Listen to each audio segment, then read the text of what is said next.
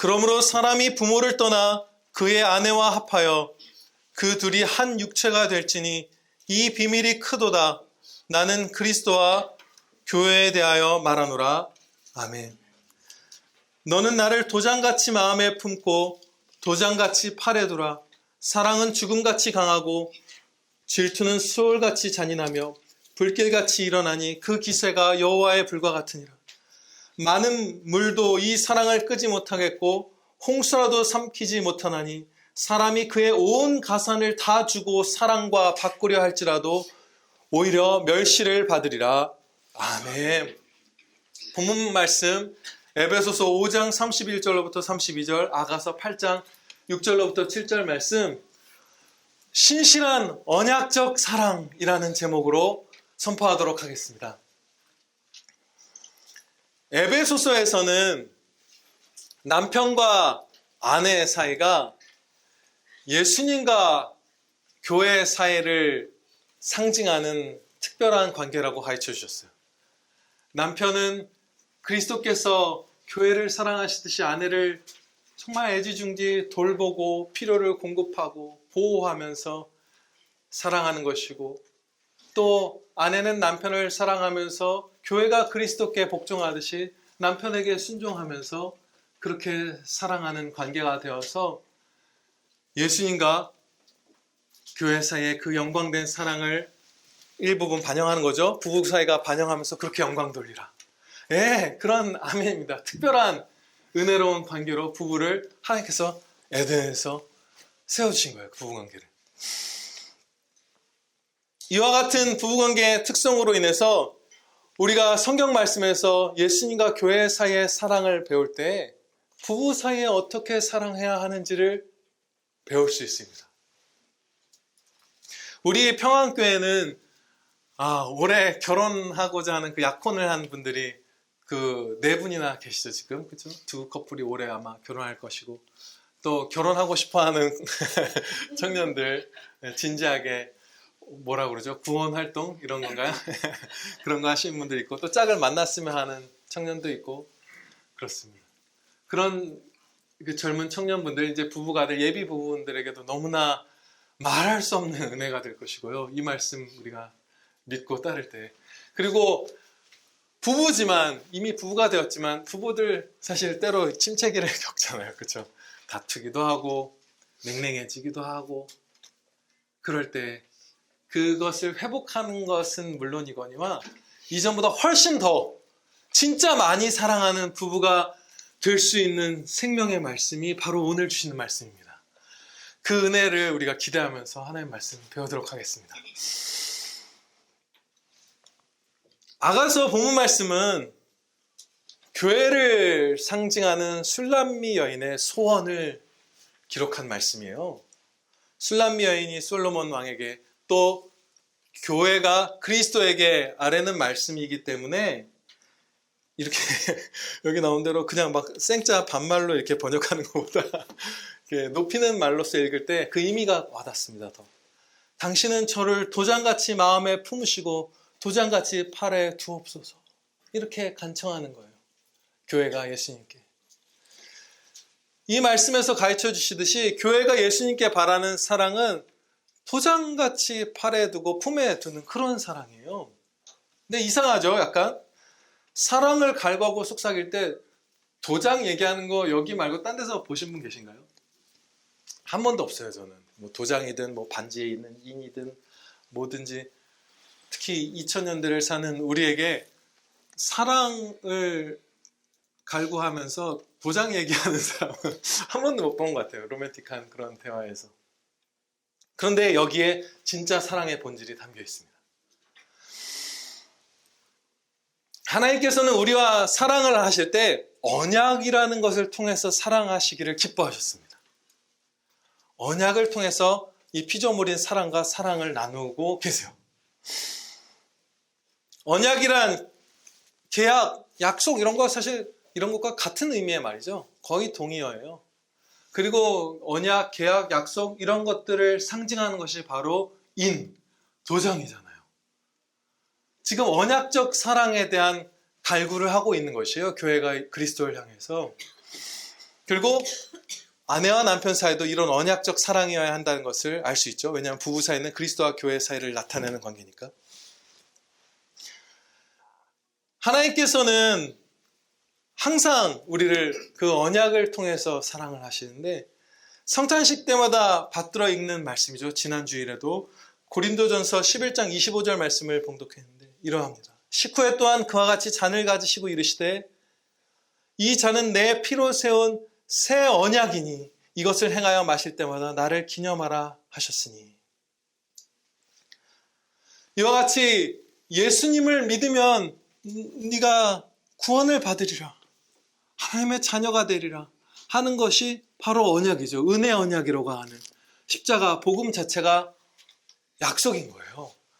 예전에 오래전에 번역된 신학책들을 보면 계약이라고 아예 번역을 해요. 계약신학. 요즘엔 언약이라고 표현하지만 계약이다. 계약적인, 계약을 통한 사랑, 약속을 통한 사랑, 언약을 통한 사랑. 이것이 십자가 사랑이에요. 또한 하나님께서는 그 십자가 구원이 있기 전에, 인류가 타락하기 전에 에덴에서부터 언약을 통해서 사랑을 하셨습니다.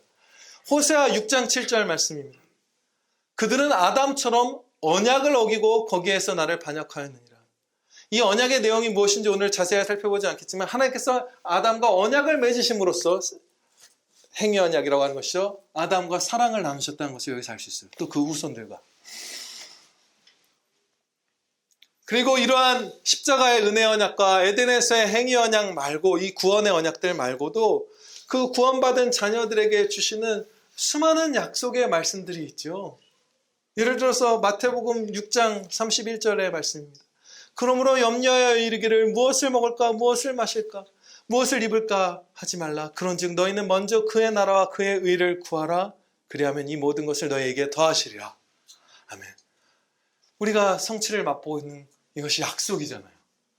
하나님께서는 이처럼 약속을 통해서, 계약을 통해서, 언약을 통해서 사람을 사랑하시는 것을 기뻐하십니다. 그리고 이것은 당연하게도 부부 사이의 사랑에도 그대로 적용돼요. 이런 언약적 사랑은. 지금까지 살펴본 바대로 참된 사랑은 그 본질이 언약적이죠. 우리가 경험한 참된 사랑은 다 언약적인 사랑이었어요. 그런데 언약이나 계약이나 약속 같은 것이 사랑과 어울리지 않는다고 여기는 그런 흐름이 오늘날 아주 강해지고 있어요. 예전에도 물론 있었지만 더 강해지고 있죠. 계약에는 의무가 따르고, 그런 것들이 어떻게 남녀 사이의 그 사랑에 적합한가, 무슨 그 계약이 필요한가, 혼인 언약이 뭐 필요하겠는가. 오히려 그것은 자유로운 그 뜨거운 사랑을 훼손하는 그런 것일 뿐이다. 뭐 이런 흐름들이 분명히 있어요. 그런데 그건 실상은 전혀 다릅니다. 정말 누군가를 사랑하는 사람은 남녀노소 불문하고 약속을 주기를 소원합니다. 네. 제가 어저께 생각했는데, 현재 중학생 가운데 연애하는 청소년들 이런 말 할 것 같아요. 이제는 너하고만 개인 카톡을 할게. 그런 말 안 할까요? 중학생들이? 할 것 같죠? 여기 김지선 집사님 안 오셨나요, 선생님? 네. 그런 거 할 것 같아요. 그렇죠? 이제는 단톡방에서만 대화하고 너하고 개인적으로는 너랑만 얘기할 거야. 이런 얘기 할 것 같잖아요. 그렇죠? 그리고 어른의 사랑에서는 당신만 바라볼게요. 당신만 영원히 사랑하겠습니다. 라는 이런 약속들 아무도 시키지 않아도 우리가 원해서 하잖아요. 사랑의 본질 가운데 언약이 있어서 우리가 그것을 원합니다. 언약을 꺼려하는 것은 사랑이 아니라, 진짜 사랑은 언약을 꺼려하지 않죠. 언약을 꺼려하는 것은 우리의 이기심이에요. 우리의 불신실함이 언약을 꺼려하는 것일 뿐이에요. 그래서 언약을 맺지 않고 무슨 혼인관계와 거의 비슷한 관계를 유지하지만 그런 언약은 맺지 않겠다, 그러면서 동거하는 커플들이 있죠. 그리고 그런 커플들이 내세우는 얘기 가운데 굉장히 그럴싸한 게 있어요. 한평생을 같이 살 부부를 정하는데, 언약을 계약을 하는데 유예기간을 갖고 살아보지 않고 그렇게 결혼하면 그게 어떻게 잘 되겠느냐 이런 말들을 하는 걸 저도 어렸을 때부터 들었거든요. 그럴싸하잖아요. 그런데 사랑은 언약을 좋아하고 이기심이 언약을 미워한다는 것이 그분들의 삶에서 결국 통계적으로 드러났어요. 동거를 한 다음에 결혼한 커플들의 이혼율이 훨씬 높습니다. 정말로 처음부터 진짜 사랑으로 꽉 차서 혼인 언약을 상대방에게 주고 나도 받고 싶어하는 약속을 갈구하는 언약을 갈구하는 그 사람에게 진짜 사랑이 있는 거예요. 견고한 사랑은 그 사람들에게 있는 거예요. 이처럼 언약을 참 사랑은 기뻐합니다. 참 사랑의 핵심이에요, 언약이. 지금까지 살펴본 바대로 하나님께서는 에덴에서도 언약을 통해서 아담과 온 인류와 사랑을 나누시기를 기뻐하셨고, 우리가 하나님의 원수가 된 이후에도 십자가의 그 은혜 언약을 통해서 우리를 영원토록 사랑하시기를 기뻐하셨어요. 또 하나님의 피조물인 우리도 사랑할 때 소중한 사람에게 약속을 주고받고 싶어 합니다. 그렇죠? 남녀노소. 우리가 받은 사랑 또 행할 사랑은 신실한 언약적 사랑이다 라는 것을 여기서 우리가 배울 수 있는 것이에요. 이제 이 진리의 토대 위에서 이 신실한 언약적 사랑이 우리가 받고 누리고 행할 참 사랑이라는 이 진리의 토대 위에서 예비 부부와 이미 부부가 된 사람들 우리에게 주시는 크신 은혜를 우리가 맛보도록 하겠습니다. 훨씬 더 사랑하는 방법을 배울 텐데요. 이 하나님께서 우리에게 베푸시는 언약적 사랑의 중요한 특징들 가운데 두 가지를 오늘 살펴보고자 해요. 첫째로, 언약적 사랑은 항상 사랑을 실행하는 것입니다. 예수님께서는 그날 감정에 따라서 오늘은 나를 사랑하시지만 내일은 나를 무시하시지 않았죠. 그냥 쭉 사랑하는 거예요. 계약을 맺었으니까 오늘은 납품을 하고 내일은 납품을 안 하는 게 아니라 계약 날짜까지 계속 납품을 하잖아요. 계약을 맺으면. 마찬가지로 예수님께서는 일용할 양식을 어제는 주셨지만 오늘은 안 주시고 내일은 또 내키는 대로 주시고 이런 분이 아니에요. 계속 사랑하는 거예요. 항상 사랑하는 거예요. 이게 언약적 사랑의 아주 중대한 특징입니다. 둘째로 이 언약적 사랑은 상대방을 기쁘게 하는 것에서 내 기쁨을 추구합니다. 내 기쁨을 먼저 추구하지 않고 나의 만족을 위해서 상대방을 이용하지 않아요. 예수님은 우리가 예수님을 기쁘게 해드릴 때에만 우리를 사랑하시고 잘해주시는 분이 아니시죠. 오늘날 부부관계가 이런 식으로 정말 많이 변질됐죠. 내 자아 실현, 내 그 퀄리티가 좋은 삶을 위해서 좋은 배우자를 만나야 한다. 이런 식의 말들, 응답들, 설문조사라면 그런 것들이 지배적이에요. 근데 그것이 아니죠. 부부관계에서도 그런 이기적인 마음, 저 사람이 나한테 이렇게 했으니까 나도 이렇게 할 거야. 그러다가 황폐해져 가잖아요. 허물어져 가잖아요. 그게 아니라 이 언약적 사랑은 계속 사랑하는 것은 물론이거니와 상대방을 기쁘게 하는 것을 통해서 내가 기뻐하는 것을 추구합니다. 그게 항상 우선이에요. 예수님께서는 우리가 원수 되었을 때 우리를 위해서 십자가에 달려 죽으셨고 우리가 그 십자가 사랑을 받은 다음에도 주님을 등질 때에도 하늘 성소에서 우리를 위해서 기도하시며 우리를 사랑해 주시잖아요. 이러한 것이 언약적 사랑의 특징입니다. 항상 사랑하고 상대방의 기쁨을 통해서 내 기쁨을 추구하는 것. 이제 이게 이 진리가 우리를 얼마나 놀랍게 살리는지 여러분들이 경험하신 바를 함께 공감하고자 합니다. 되게 사이가 안 좋은 부부들도 자녀는 사랑해요. 그렇죠?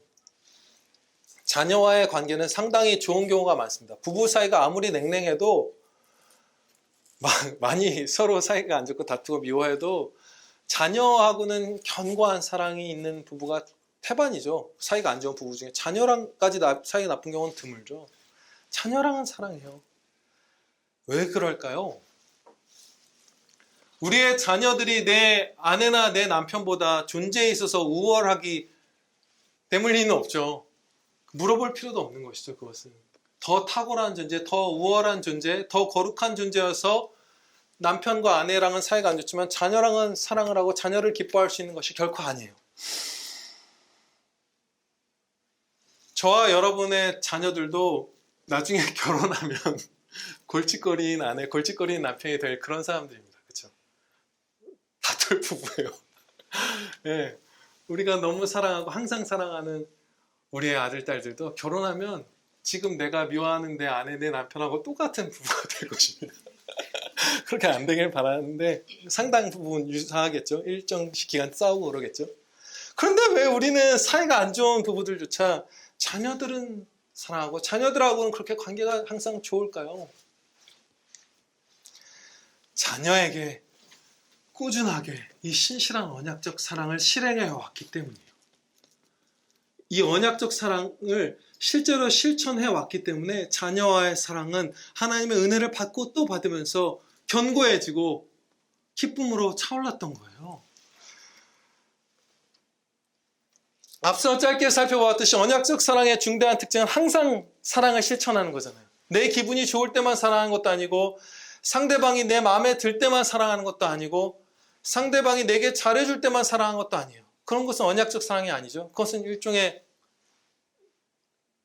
천박한 거래 같은 것이죠. 진짜 사랑이 아니라 이용하는 거죠, 상대방을. 항상 사랑하기로 약속한 대로 항상 사랑하는 거예요. 자녀에게 우리가 그렇게 해왔잖아요. 매일 내 마음에 드는지 안 드는지 그런 거 가릴 여유도 없었죠. 그냥 태어나 버렸죠, 이 녀석이. 이런 성격, 이런 외모를 갖고 이런 상태를 갖고 태어나 버렸어요. 내 선호도에 걸맞는지 아닌지 알 바가 없어요. 그냥 사랑하는 거예요. 언약적 사랑이에요. 또 항상 사랑했죠. 매일 먹이셨잖아요, 여러분. 매일 입히고 매일 씻기고 매일 보호하고 항상 사랑하는 그 신실한 언약적 사랑을 자녀에게는 처음 만난 날부터 계속 실천해 왔던 거예요. 뱃속에 있을 때부터. 말로만 사랑한 게 아니라 매일 몸을 움직여서 진짜 실천을 해온 거예요. 여러분, 부모님들 한 분 한 분이 다. 그러니까 은혜를 입은 거예요. 이처럼 하나님 말씀에 순종하는 사랑은 하나님의 은혜를 봐서 더 견고해지죠. 왜? 은혜를 부어주시는 걸 맛본 거예요. 성경대로 이 사람과 관계를 맺으니까 그 관계가 복된 거예요. 자녀와 우리 사이의 관계가 그래요.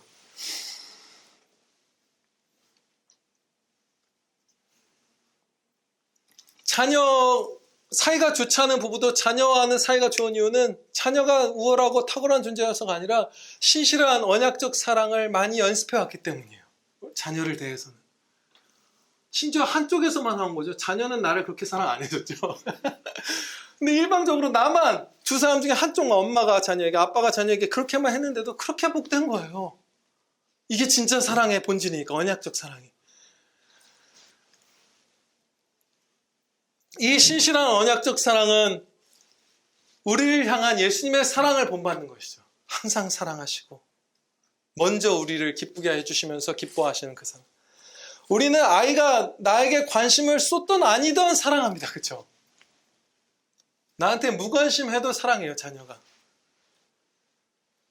어디 걱정되는 먼 길을 떠나서 얘가 연락을 하든 안 하든 나는 그 아이를 사랑해요. 그 아이 걱정하고 기도하고 얘는 1년에 2번 나한테 전화하는데 나는 사랑해요. 매일 생각해요. 그렇게 예수님을 닮은 사랑을 실행한 것이죠. 차려진 밥을 맛있다고 하든 안 하든 남기든 안 남기든 매일 차려줘요. 삼시세끼 먹여요. 그쵸?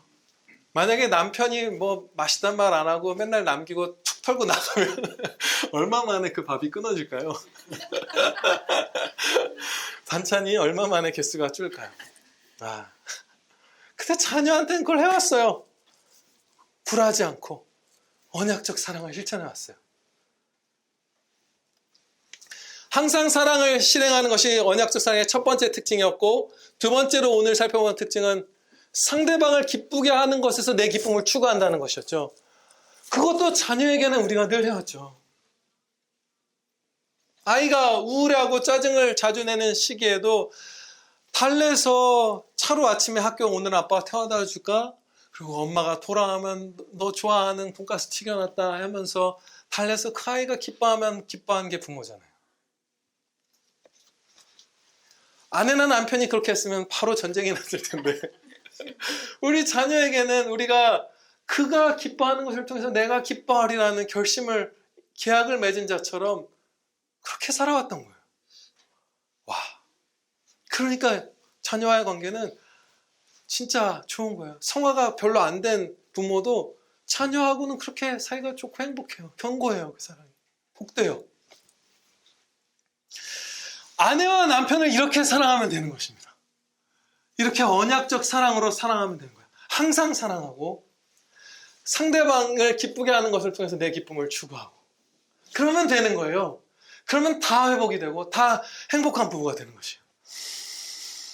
그런데 성도 부부 사이에서는 이러한 신실한 언약적 사랑을 자녀와의 관계에 있어서보다 훨씬 더 파워풀하게 할 수가 있어요. 왜냐하면 자녀는 그 자녀를 우리가 키우는 기간에 상당 기간 동안 거듭나지도 않고 회심하지도 않은 자이잖아요. 언약의 백성으로 주님께서 취급해 주시지만 진짜 보이지 않는 영원한 주님의 몸된 교회 구성원으로서 거듭난 신앙인으로서 주님을 경배하면서 사는 그런 자가 아닌 시기가 길잖아요. 우리 자녀들은. 그런데 성도인 배우자는 나도 상대방도 예수님을 진짜 믿고 순종하는 자녀예요. 거듭난. 그러니까 더 강력하죠. 둘이 만약에 마음을 먹고 이제 언약적 사랑을 내 아내를 그렇게 사랑하겠다, 내 남편을 그렇게 사랑하겠다 하면 자녀를 사랑할 때랑은 비교도 안 되게 쉬운 거예요. 그리고 어린 자녀보다 우리에게는 이제는 이 자리에 있는 모두에게겠네요. 훨씬 더 강한 의지와 지혜와 명철과 힘이 있습니다. 그렇죠? 훈련받은 인내가 있고. 그렇죠? 그래서 부부가 이제 언약적 사랑을 하는 게 이게 생명의 말씀이잖아요. 생명의 말씀의 처방을 오늘 받았고 그것을 가슴에 성령께서 새겨주셨을 때 이대로 해야지 양쪽에서 마음을 먹고 행하면 진짜 급속도로 회복이 일어나는 거예요. 내게 잘해줘야 사랑하는 것이 아니라 늘 사랑하고 부부를 우리가 자녀에게 그렇게 해왔죠. 그렇죠? 똑같이 하는 거예요. 우리 해낼 수 있어요. 해본 적이 있으니까 우리 자녀에게 나를 기쁘게 해줘야 사랑하는 것이 아니라 상대방을 기쁘게 하는 것에서 내 기쁨을 추구하고 이것도 우리가 자녀에게 한 것이죠. 자녀가 나를 안중에도 없을 때에도 우리 자녀를 사랑하잖아요. 막 출출거리고 할 때 내 마음에 드는 행동이나 외모나 생각이나 성격이나 직업이나 건강이나 무엇을 가져야만 사랑하는 것이 아니라 늘 사랑을 실행하고 우리 자녀에게 맨날 했습니다. 계속 변하죠. 얘네 너무 변화무쌍하죠. 진짜 변화무쌍해요. 뭐 이거 했다가 저거 했다가 이랬다가 저랬다가 성격이 저랬다가 저는 초등학교 2학년 때까지는 학교에서 두 손을 모으고 있는 이런 아이였어요. 제가 겨울에 얼음이 학교 연못에 이렇게 얼어서 그 위를 걷다가 빠졌는데 너무 소심한 애여갖고 주변을 이렇게 말도 못하고 이렇게 얼음물을 털어내면서 이렇게 집에 가고 뭐 이런 학생이었는데 3학년 때부터는 이제 막대기를 들고 동네 골목다자리 들어서 살아났습니다. 바뀌어요. 인간은 계속 바뀌어요. 근데 계속 사랑하잖아요. 내 선호도는 우리 부모님의 선호도는 혹시 얌전한 쪽이었나요? 몰라요. 그쵸? 근데 내 선호랑 상관없이 얘가 어떤 사람이 되든 그냥 사랑하는 거예요. 근데 우리는 그걸 해왔잖아요. 할 수 있었잖아요. 우리의 믿음이 그렇게 연약할 때에도, 어린 성도인 때에도, 어린 부모일 때에도. 부부도 사실 계속해서 변하죠. 진짜 계속해서 변해요.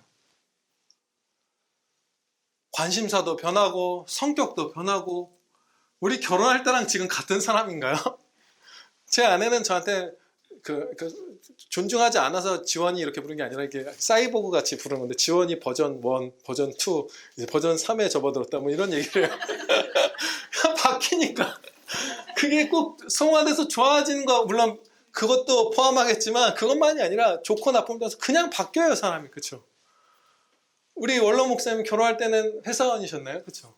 근데 목사님이 돼버렸잖아요. 직장도 바뀌고 건강 상태도 바뀌고 외모도 바뀌고 안 바뀌는 게 하나도 없어요. 그런데 우리의 닻은 언약적 사랑인 거예요. 그 언약적 사랑이 아닌 사랑, 그 언약적 사랑을 우리에게 주지 않았다면 우리 얼마나 비참했을까요? 아내가 외모가 바뀌고 남편이 외모가 바뀌어요. 아니, 너무 예뻐서 결혼하자마자 다쳐서 조금 흉터가 생기면 그 아내를 안 사랑하게 될 거예요. 우리 버릴 거예요. 남편의 돈을 보고 결혼했는데 돈을 못 벌면 직장생활 잘리면 이혼할 거예요. 그렇죠? 이 신실한 언약적 사랑이 참 사랑인 것. 거기에 얼마나 견고한 은혜가 있는지 몰라요. 흔들리지 않는 행복. 계속 우리는 변하기 때문에, 그렇죠? 좋든 나쁘든 어느 쪽으로든. 이 다양하게 변해가는 남편과 아내를 매일 그냥 사랑하는 것을 실천하면 그 사랑과 기쁨이 충만해지는 것입니다. 그냥 사랑하는 거예요, 계속. 어젯밤에 싸웠어도 오늘 아침에 문을 열고 나가는 남편이나 아내 등 뒤에 등 뒤라고 하니까 좀 안타까운데 마주 보면 더 좋겠네요. 근데 등 뒤에서 그 사람은 그냥 풀어져서 나가도 여보 잘 다녀와요 하고 따뜻한 목소리로 밝게 인사하는 거예요. 항상 사랑하는 게 언약적 사랑이잖아요. 그러면 사는 거예요. 이 사람이 어떻게 변하든지 그냥 사랑하는 거예요. 다퉜어도 식탁을 맛있게 차리고 내가 선호하지 않는 행동을 하는 그런 여인이 됐어도 오늘날부터는 화장도 안 하고 맨날 막 몸빼바지 입고 이러고 있어도 결혼 전에는 그렇게 늘 공주같이 있다가 그게 뭔 상관이에요. 내 선호도에만 맞아야 사랑하는 게 아니잖아요. 사랑은. 계속 사랑하는 거잖아요. 사랑하는 거예요. 상대방을 기쁘게 하는 것을 통해서 내 만족을 추구하는 그런 사랑 계속하고 자녀에게 성공해왔던 거죠. 우리 대부분이 다 그거 성공했죠. 성도의 가정 가운데 그거 실패하는 경우는 거의 없을 거예요. 그렇죠? 할 수 있어요. 너무 쉬운 거예요.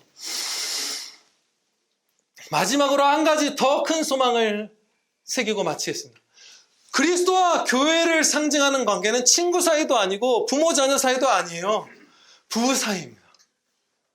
이 신실한 언약적 사랑을 가장 밝히 드러낼 수 있는 인간관계는 그 어떤 관계도 아니고 남편과 아내예요. 얼마나 특별한 은혜를 주님께서 주실까요? 네. 우리가 항상 사랑하고 그렇죠? 상대방의 기쁨에서 내 기쁨을 추구하는 그 언약적 사랑을 부부가 실천할 때에 특별한 은혜 내려주실 것입니다. 기도드리시겠습니다. 아버지 하나님, 저희가 이 연약하고 믿음 약한 저희가 20대 때, 30대 때 아이를 낳았어도 하나님 말씀도 지금보다 더 몰랐을 그때에도 아이를 신실하게 사랑할 수 있게 해주셨던 것 감사합니다. 저희는 주님의 은혜 가운데에서 그것을 할 수 있었나이다. 하물며 자녀를 그렇게 사랑할 수 있게 해주셨는데 예수님과 그의 사랑하는 신부인 교회를 나타내는 부부가 주님을 신뢰하며 서로 언약적 사랑을 하고자 할 때 주님께서 도와주시지 않을 리 없다는 것을 저희가 믿사옵나이다. 저희 평안교회 모든 부부들 또 예비 부부들 언제나 예수님처럼 신실한 언약의 사랑하게 하여 주시옵소서. 예수 그리스도의 이름으로 감사기도하려옵나이다. 아멘.